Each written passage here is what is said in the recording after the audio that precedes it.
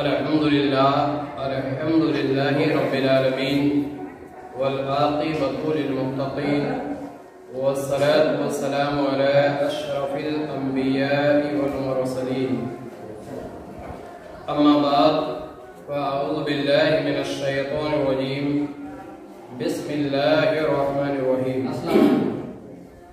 या अय्युहन नासु क़द जाअकुम बुरहानुम मिर रब्बिकुम व अंज़लना इलैकुम नूरम मुबीना सदक़ल्लाहुल अज़ीम व सदक़ा रसूलुहुन नबियुल अमीनुल मकीनुल मुबीनुल करीम व नहनु अला ज़ालिका लमिनश शाहिदीन वश्शाकिरीन वज़ाकिरीन वज़ाहिदीन वल्हम्दुलिल्लाहि रब्बिल आलमीन।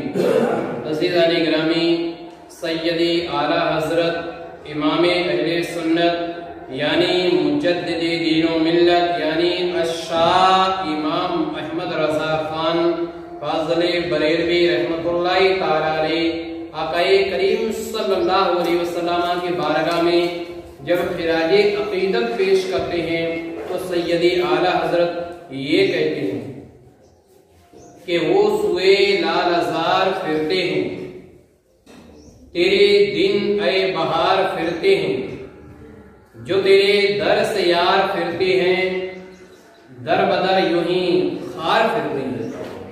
अज़ीज़ान गिरामी, आइए हम और आप एक मरतबा दुरूद पाक पेश करें। पढ़ें अल्लाहुम्मा सल्ली अला सय्यिदिना व मौलाना मुहम्मद तिब्बिल क़ुलूबि व दवाइहा व हिफ्ज़िल बदनी व शिफ़ाइहा व नूरिल अबसारि व ज़ियाइहा सल्लु अलैहि सलातु व सलाम अलैहि हबीबी या रसूलुल्लाह सल्लल्लाहु अलैहि वसल्लम।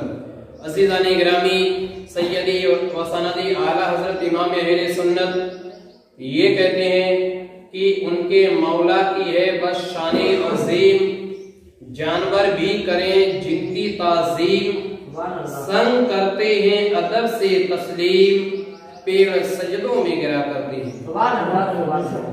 अज़ीज़ान गिरामी, आक़ाए करीम सल्लल्लाहु अलैहि वसल्लम आखिरी नबी हैं जिसके ताल्लुक से कुरान मुक़द्दस के अंदर आता है कि खातमुन नबिय्यीन यानी हुजूर आखिरी नबी हैं। हुजूर अलैहिस्सलातु वस्सलाम के बाद अब कोई नया नबी नहीं आएगा। सैयदना आदम अलैहिस्सलातु वस्सलाम से लेकर हमारे नबी तक बेशुमार अंबियाए कराम इस दुनिया में तशरीफ लाए, या इसको यूं कह लीजिए कि कमो बेश 1,24,000 या तकरीबन 2,24,000 अंबियाए कराम अलैहिमुस्सलातु वस्सलाम इस रुए पानी पर तशरीफ लाए। और जितने भी अंबियाए कराम आए, जो भी नबी आया, हर नबी ने कोई ना कोई मौजज़ा अपनी कौम को दिखाया। यानी हजरत सैयदना मूसा कलीमुल्लाह अलैहिस्सलातु वस्सलाम जब अपनी कौम में आए तो अपनी कौम से कहा, ऐ मेरी कौम, जो तुम बेशुमार बुतों की पूजा करते हो, जो तुम कई खुदाओं को मानते हो, जो तुम बुतों की पूजा, उसकी परस्तिश, उसकी इबादत जो करते हो, इन तमाम चीजों को छोड़ दो और एक रब की इबादत करो, एक रब की रियासत करो, एक रब की इबादत करो।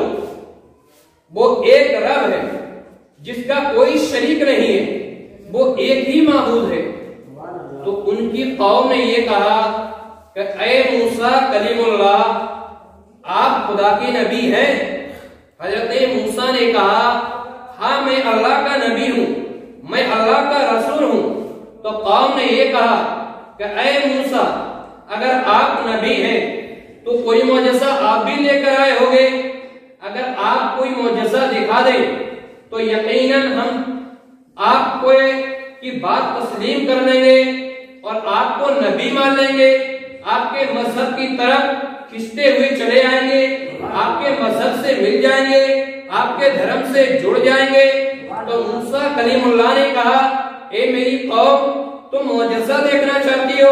कौम ने कहा, हाँ यकीनन हम कोई मौजज़ा आपसे देखना चाहते हैं, क्योंकि जो नबी होता है वो यकीनन मौजज़ा दिखाएगा, और जो नबी नहीं होगा वो मौजज़ा दिखा नहीं सकता, क्योंकि मौजज़ा दिखाने के लिए शर्त ये है कि वो खुदा का भेजा हुआ पैगंबर होगा, वो खुदा का भेजा हुआ नेक बंदा होगा, वो अल्लाह का एक नबी होगा, वही मौजज़ा दिखाएगा।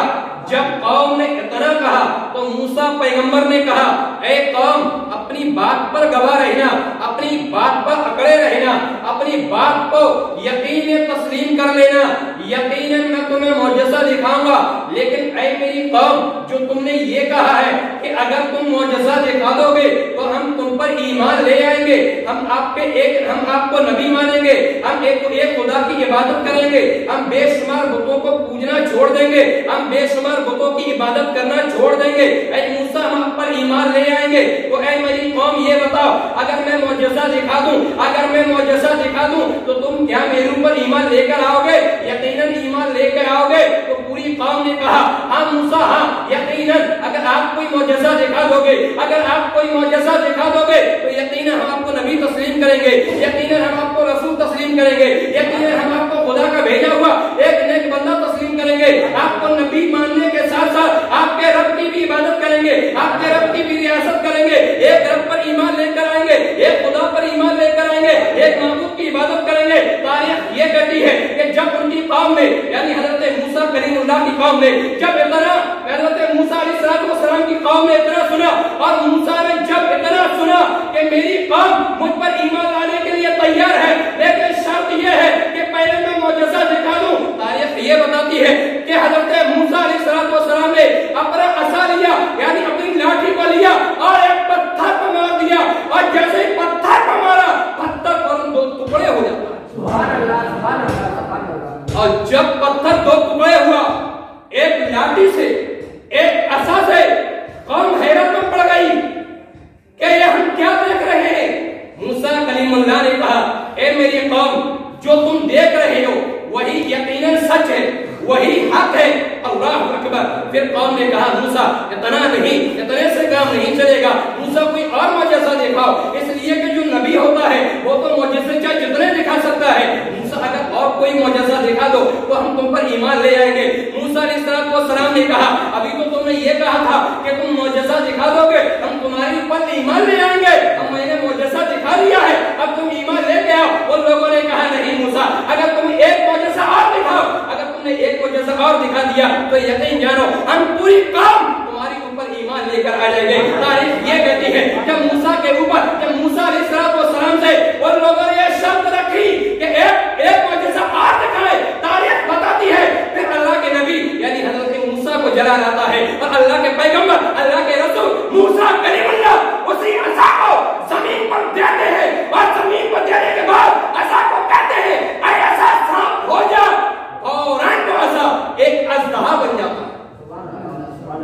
वही असा, वही लाठी मूसा के कहने के मुताबिक जब जमीन पर गिरती है तो फौरन वो लाठी एक सांप की सूरत इख्तियार से लेती है। वही लाठी, वही असाए मुबारक एक सांप बन जाता है, और कोई आम सांप नहीं बल्कि एक बहुत बड़ा अजदहा बन जाता है। जब कौम ने कहा, ए मूसा, ये तुम मौजज़ा दिखा रहे हो, मूसा कलीमुल्लाह ने कहा, यही मौजज़ा है। अब समाज में, कौम में अब आपस में चेत में कोई शुरू हो गई, और तमाम लोग बात करने के बाद हम मूसा पैगंबर से कहते हैं, ए मूसा पैगंबर, यकीन है आप अल्लाह के नबी हैं, इसलिए कि जो मौजज़ा आपने दिखाया है ए नबी के अलावा और कोई नहीं दिखा सकता। ऐ मूसा, अब तो कलमा पढ़ा है और इस्लाम में दाखिल कर। सुभान अल्लाह, सुभान अल्लाह, सुभान अल्लाह। ये हजरत मूसा अलैहिस्सलाम एक अल्लाह के नबी और एक अल्लाह के रसूल थे। तो हर नबी कोई ना कोई मौजज़ा लेकर आया है, हर नबी। इसी तरीके से हजरत सैयदना ईसा रूहुल्लाह अलैहिस्सलाम भी अपने समाज में आए, अपनी कौम में आए, और कौम में आने के बाद हजरत सैयदना ईसा रूहुल्लाह ये कहते हैं, ए मेरी कौम, ए मेरी रियाया, ए मेरे लोगों, मैं एक अल्लाह का नबी हूं, मैं अल्लाह का एक पैगंबर हूं। लोगों, मुझे खुदा का भेजा हुआ एक नबी मानो और एक रब की इबादत करो, एक रब की रियासत करो। तो कौम ने यह कहा कि ऐ ईसा, कि आप खुदा के नबी हैं। हजरत मूसा कहते हैं, यकीनन मैं अल्लाह का नबी हूं, मैं अल्लाह का रसूल हूं। तो कौम ने यह कहा कि जब आप अल्लाह के नबी हैं, जब आप खुदा के भेजे हुए एक पैगंबर हो, तो यकीनन आप भी कोई ना कोई मौजज़ा लेकर आए होंगे। हजरत सैयदना ईसा अलैहिस्सलाम कहते हैं, यकीनन मैं मौजज़ा लेकर आया हूं। सबसे बड़ी दलील कि अल्लाह की किताब इंजील वो आसमानी किताब है, वो मेरे ऊपर नाज़िल की गई। सुभान अल्लाह, सुभान अल्लाह। ईसा कहते हैं, लोगों, मैं अल्लाह का नबी हूं, बेशुमार बुतों की पूजा छोड़ दो और एक रब की इबादत करो। तो कौम ने यह कहा कि अगर आप एक अल्लाह की इबादत करते हो, आप एक रब की रियासत करते हो, तो कोई मौजज़ा दिखाएं। अगर आपने कोई मौजज़ा दिखाया तो यकीनन हम तुम्हारी ऊपर ईमान ले आएंगे और तुम्हारे धर्म को कबूल कर लेंगे। तारीख ये कहती है कि जब हजरत ईसा रूहुल्लाह ने देखा कि कौम इस तरह मायल होने जा रही है, लेकिन शर्त ये रख रही है कि इन्हें मैं कोई मौजज़ा दिखा दूं, अगर इन्हें कोई मौजज़ा दिखा दिया तो यकीनन ये मेरे ऊपर ईमान लेकर आ जाएंगे, ये लोग एक रब की इबादत शुरू कर देंगे। तो हजरत ईसा अलैहिस्सलाम के ताल्लुक से तारीख ये कहती है, हजरत ईसा अलैहिस्सलाम बगल में हाथ डालते हैं, उसके बाद जब हाथ निकालते हैं तो हाथ इतना चमकता है, इतना चमकता है कि पूरे इलाके को रोशन कर देगा। तो उनकी कौम भी हैरत में मौजज़ा देखकर पड़ गई और ये कहा है, ईसा तुमने जो मौजज़ा दिखाया है यकीनन काबिल तारीफ है, लेकिन है ईसा, हम आपसे कुछ और मौजज़ा देखना चाहते हैं। अगर आपने कोई और मौजज़ा दिखा दिया तो यकीनन हम आपके ऊपर ईमान ले आएंगे। ईसा कहते हैं कि ईमान लेकर आ जाओगे, बोलो तुम क्या देखना चाहते हो। अब मैं मौजज़ा नहीं दिखाऊंगा, तुम जो कहोगे मैं वही मौजज़ा आप दिखाऊंगा। कैसा मौजज़ा देखना चाह रहे हो। तो उनमें से एक शख्स बोला कि ऐ ईसा, आप तो अल्लाह के नबी हो, आप तो खुदा के पैगंबर हो, भला बस्ती में एक शख्स मरा है, उसे जिंदा कर दो। अगर आपने जिंदा कर दिया तो यकीन आप खुदा के भेजे हुए पैगंबर हो। तारीख ये कहती है कि हजरत ईसा कहते हैं, चलो उस बस्ती की तरफ चल देते हैं। चलते चलते पूरी समाज, पूरी कौम हजरत ईसा के साथ चल रही है और जब पहुंचते हैं बस्ती में, बस्ती के तमाम लोग देखकर हैरत में पड़ जाते हैं कि इतने लोगों का मजमा, एक जम्मे गफीर। फिर आखिर ईसा रूहुल्लाह पहुंच जाते हैं। पहुंचने के बाद लोग कहते हैं, कौन हो। तो कौन कहती है, ईसा है, जो ये कह रहे हैं कि अल्लाह के नबी है, और हम ये कह रहे हैं कि अगर ये इस मुर्दे को जिंदा कर दे तो नबी है, और जिंदा ना कर सके तो ये नबी हो नहीं सकते। तारीख ये कहती है, पूरी कौम ये कहती है कि ऐ ईसा, अगर आपने इस मुर्दे को जिंदा कर दिया तो यकीनन हम तमाम लोग आपका धर्म कबूल कर लेंगे। ईसा ने कहा, मुर्दे को सामने लाया जाए, और मिट्टी को, मुर्दे को सामने लाया गया। तारीख यह कहती है, कुरान मुकद्दस के अंदर आता है कि ईसा कहते हैं, फौरन करीब जाते हैं, और ईसा करीब जाने के बाद उस मिट्टी में उस मुर्दे को ठोकर लगाते हैं। जैसे ठोका जाते हैं, फौरन मुर्दा जिंदा हो जाता है और खड़ा हो जाता है। अब वो जिंदा ही नहीं बल्कि खड़ा हो गया।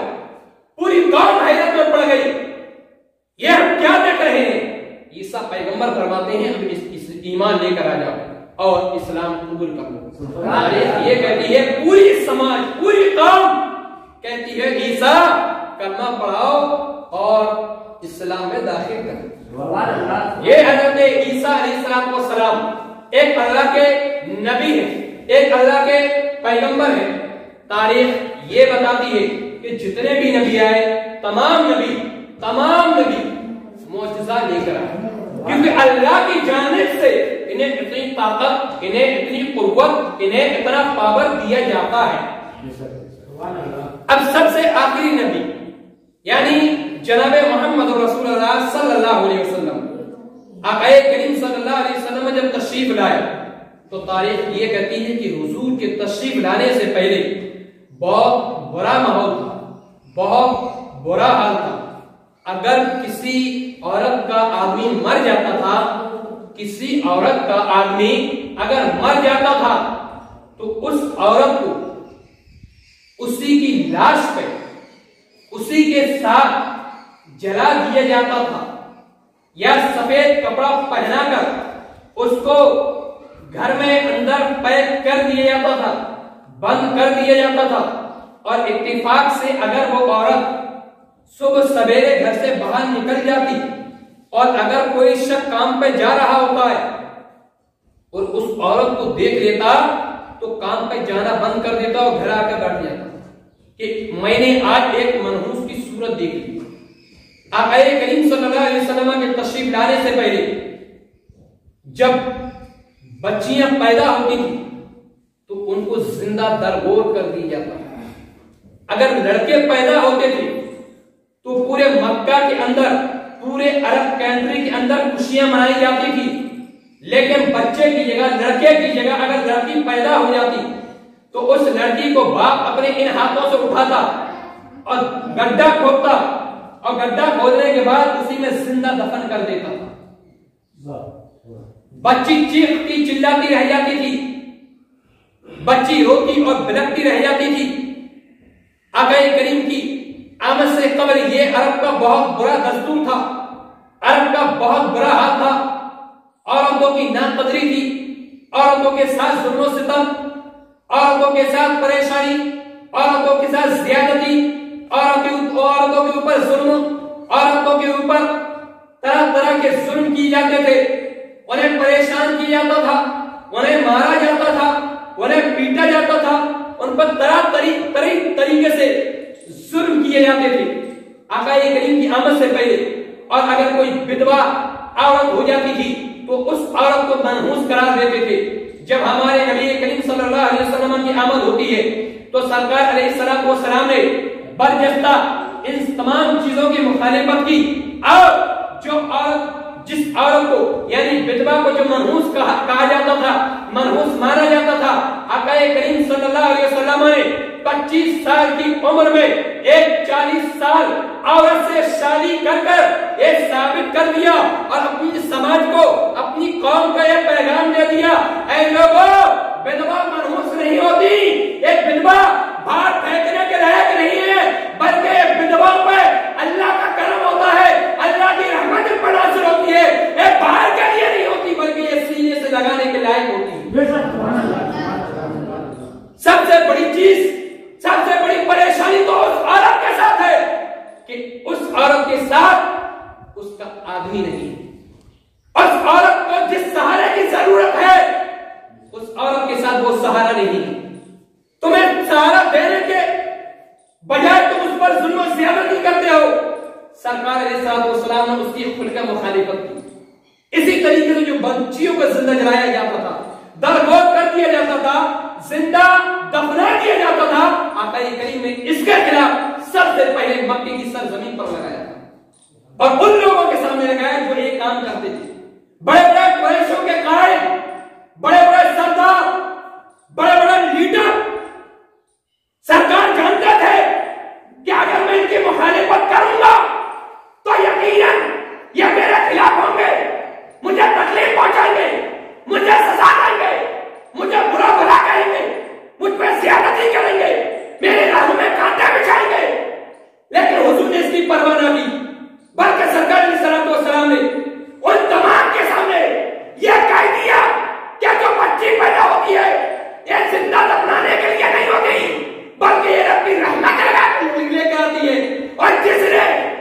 बच्ची को दफन कर दिया, यकीनन उसने अल्लाह की जानिब से जो रहमत नाज़िल होती है उसको दफन कर दिया। और जिसने बच्ची को अपने सीने से लगा दिया, गोया उसने अल्लाह की रहमत को अपने सीने से लगा दिया। ये हमारे नबी का पैगाम था। इसी तरीके से अल्लाह के नबी सल्लल्लाहु अलैहि वसल्लम जब मक्के में आए तो अपनी समाज से कहा था, अपनी कौम से कहा था, ऐ मेरी कौम, एक रब की इबादत करो, एक रब की रियासत करो, बेशुमार बुतों को पूजना छोड़ दो। तो कौम ने इनसे भी कहा कि आप नबी है, आप नबी है। मुस्तफा करीम फरमाते हैं मैं नबी हूं। तो कौम ने कहा अगर आप नबी हैं तो आप भी कोई मुअज्जिज़ा दिखाओ। अगर नबी हो गए तो कोई मुअज्जिज़ा दिखाओगे, पैगंबर हो गए तो कोई मुअज्जिज़ा दिखाओगे, रब की जानिब से आए हो तो यकीनन कोई मुअज्जिज़ा लेकर आए होगे। मुस्तफा करीम फरमाते हैं जो वो पिछले नबी थे जिनसे कहा गया नबी आओ मुअज्जिज़ा लेकर आओ, नबी आओ और मुअज्जिज़ा ले जाओ। मेरी कौम आदम थे, आदम तमाम नबियों से पहले नबी आदम, उनसे कहा आदम आओ मुअज्जिज़ा लेकर जाओ, इब्राहिम आओ मुअज्जिज़ा लेकर जाओ। तमाम पैगंबरों को अल्लाह की जानिब से यह बशारत मिली, पैगंबर आओ मुअज्जिज़ा लेकर जाओ, इब्राहिम आओ मुअज्जिज़ा लेकर जाओ, दाऊद आओ मुअज्जिज़ा लेकर जाओ, ईसा आओ मुअज्जिज़ा लेकर जाओ, नूह आओ मुअज्जिज़ा लेकर जाओ, सुलेमान आओ मुअज्जिज़ा लेकर जाओ। लेकर आए मेरी कौम, मुस्तफा करीम को रब ने यह नहीं कहा कि मुस्तफा आओ और मुअज्जिज़ा लेकर जाओ, बल्कि अल्लाह ने आदम से लेकर ईसा तक तमाम पैगंबरों को बता दिया कि पैगंबर आओ तुम्हें मुअज्जिज़ा देकर दिया गया है, तुम्हें मुअज्जिज़ा दिया गया है, इसलिए तुम मुअज्जिज़ा लेकर आए हो। लेकिन मैंने अपने हबीब को सिर्फ मुअज्जिज़ा लेकर ही नहीं बल्कि सबसे बेहतर मुअज्जिज़ा बनाकर भेजा। यानी जितने नबी थे हर नबी को मुअज्जिज़ा दिया गया, हर नबी मुअज्जिज़ा लेकर आया। लेकिन मुस्तफा कहीं फरमाते हैं कि मुझे मेरे रब ने सिर्फ मुअज्जिज़ा दिया ही नहीं बल्कि सर से पैर तक मुझे अल्लाह ने मुअज्जिज़ा बनाकर भेजा। इससे अंदाजा लगाए कि नबी करीम सल्लल्लाहु अलैहि वसल्लम की अज़मत, उनकी फजीलत, उनका रतबा, उनका मकाम किस कदर बुलंद होगा। अल्लाह की बारगाह में दुआ है कि हम सबको अंबियाए किराम अलैहिस्सलातु वस्सलाम से मोहब्बत करने की तौफीक अता फरमाए।